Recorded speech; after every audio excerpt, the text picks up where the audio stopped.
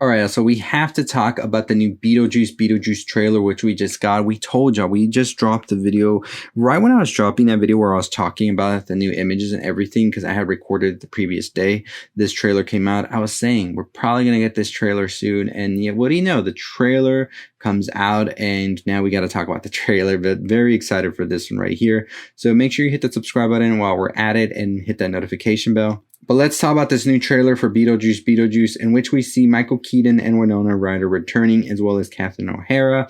We have newcomers Jenna Ortega, Willem Dafoe, Monica Bellucci as well, and just very, very excited for this one. So the new trailer, not much is given. It kind of gives us that Spielberg 90s-esque of wonder of what exactly is going to be coming, and I really enjoy the vibe the trailer has. We get a glimpse of Jenna Ortega's character, as well as Winona Ryder, Catherine O'Hara, Michael Keaton, and that's pretty much all that we get right here, because at the end we see Beetlejuice come up and we just hear the line, "The juice is loose." So here's the official plot synopsis for the film. After an unexpected family tragedy, 3 generations of the Dietz family return home to Winter River, still haunted by Beetlejuice. Lydia's life is turned upside down when her rebellious teenage daughter, Astrid, discovers the mysterious model of the town in the attic, and the portal to the afterlife is accidentally opened. With trouble brewing in both realms, it's only a matter of time until someone says Beetlejuice's name 3 times, and the mischievous demon returns to unleash his very own brand of mayhem. It's been almost 40 years since we've seen Tim Burton's Beetlejuice come back, and I'm excited to say that this is definitely the way to do a teaser here.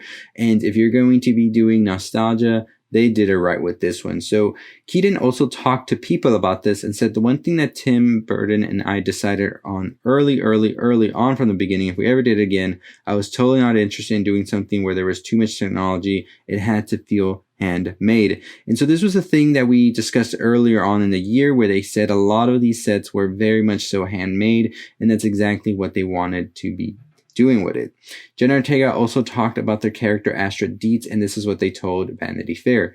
"I don't know how much I'm allowed to say, but I am Lydia Dietz's daughter, so I'll give that away. She's weird, but in a different way, and not in the way you'd assume, I would say. The relationship between Lydia and Astrid, my character, is very important, and it's also really strange because it's a lot of catching up and putting the pieces together what's gone on in Lydia's life since. Which is nice, I think, for anybody who loves the character and is excited to see her again." So Catherine O'Hara and Justin Theroux will also be in this, as well as Danny Elfman, who will be composing the film's score. And I mean, that trailer, I think it's great. If you've watched it, you know it has the look, it has the feel, and I think Tim Burton has the juice to make this a very, very interesting sequel. So we'll see what happens. I'm happy with it. Let me know what you think. Another trailer that also dropped is the Humane trailer, which is Caitlin Cronenberg's new movie. Of course, Caitlin Cronenberg being the daughter of David Cronenberg. And I mean, the Cronenbergs are just on the roll, right? We just had Brandon release their own film as well back at Sundance. And now we have Caitlin releasing this film through IFC Films and Shudder. So the synopsis says, in a wealthy enclave, a recently retired newsman has invited his grown children to dinner to announce his intentions to enlist in the nation's new euthanasia program. But when the father's plans go horribly awry, tensions flare and chaos erupts amongst the children. The film stars Jay Baruchel, Emily Hampshire, Peter Galler, Sebastian Chacon, Alana Bale, and Serena Gulamagas. We saw the trailer for this. We got a feel for it. We also have a poster, which I think is one of the best posters all year so far. And I'm excited for this one. I'm not going to lie to you. I think this looks like it's setting up to be a very, very interesting film. And I'm very excited to see how this is going to pan out. I enjoy the Cronenberg's works, even Brandon Cronenberg's latest film, which I know a lot of people weren't really fans of, but I enjoyed it, Infinity Pool. So I'm excited to see how this film from Caitlin's going to be. By the way, I'm very excited to see also David Cronenberg's films in Shrouds, which is going to be coming out, apparently rumored it will be out at Cannes later this year, but we'll see if that is the case.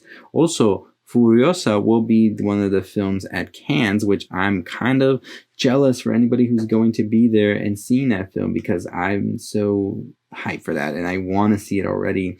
But we're gonna have to wait, y'all. We're gonna have to wait, y'all. But very excited for Caitlin Cronenberg's film, and we'll see how that is going to be.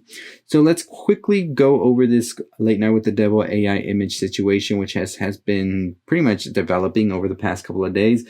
So like I said yesterday, we realized, and the internet themselves with some viral tweets, that the Late Night with the Devil film has some AI images, and I've told y'all I think the film is amazing still and highly recommended, but we have to call it out because there is no world where AI is going to be just a thing that we just let slide like that, especially when people are looking for jobs and all of that. It's just the case of the matter. So let's talk about what the directors have to say. So Cameron and Colin Carnes, who are the directors behind the film, had this statement to Variety. In conjunction with our amazing graphics and production design team, all of whom worked tirelessly to give the film the 70s aesthetic, we all had always imagined, we experimented with AI for 3 still images, which we edited further and ultimately appears very brief interstitials in the film. We feel incredibly fortunate to have had such a talented and passionate cast, crew, and producing team go above and beyond to help bring this film to life. We can't wait for everyone to see it for themselves this weekend. So, pretty much not saying much, I would say, and honestly, I just don't know why they don't go ahead and change it. They still have time. We don't need the AI thing when you can just put something in there. And, you know, it's a very interesting and weird situation this has all become, because I think the film is amazing and I think it doesn't deserve to be sidelined because of this AI nonsense, but the filmmakers themselves don't really put that effort to try and save it from this, and I think that it's just not gonna be good, but we'll see how it does. Maybe people don't care at the box office, right? I wouldn't be surprised, and we'll see how it fares once it releases, and on Monday maybe we'll talk about how people just didn't care, and that'll be an interesting conversation to have. But let me know what you think about this whole situation as well. My last piece of news today is that we now know when Alien Romulus takes place. According to Fede Alvarez, it takes place decades after Alien and decades before Aliens, and more specifically 2142 is the exact date for Alien Romulus, according to a recent chat that Fede had with Games Radar. Alien 1 takes place during 2122 and Aliens takes place during 2179. So pretty much right there in the middle, and Fede also talked about how they wanted a younger cast for it. We have all of that conversation and more on our Alien Romulus video, which you can go check out right now. But let us know your thoughts and opinions on all of the news we talked about today, from Alien Romulus to Beetlejuice to Humane, as well as the whole Late Night with the Devil situation with AI. And as always, that's going to do it for us. Make sure you follow us on YouTube, on TikTok, Twitter, Instagram, our website, www.cultureelixir.com. 30,000 subscribers, less than 2,000 to go. I'll see all of you next time. Stay safe, stay positive.